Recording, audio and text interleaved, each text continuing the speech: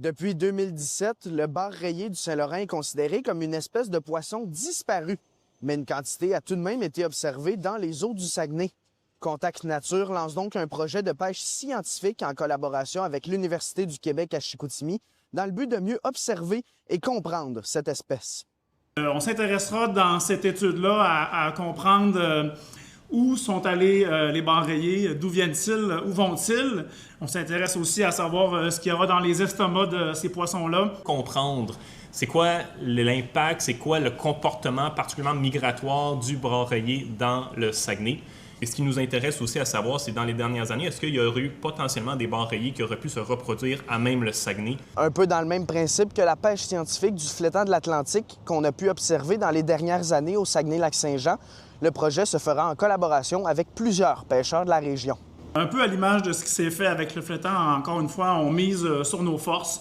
On mise sur la communauté de pêcheurs sur le Saguenay qu'on sait très sérieuse, très dédiée, prête à travailler avec nous. Puis on mise sur des technologies qu'on a développées, mis en place à l'UQAC. Le fonctionnement de la récolte et toutes les modalités seront annoncées dans les prochains jours et ensuite la pêche pourra officiellement être ouverte.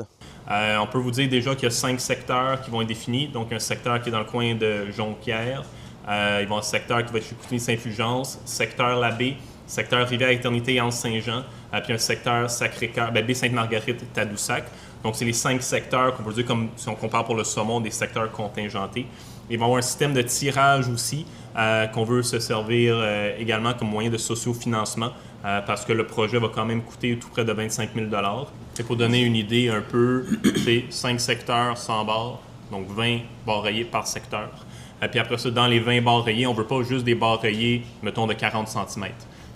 Notre objectif, c'est que, idéalement, d'ici vendredi prochain, les premiers pêcheurs pourront essayer de capturer des bars rayés.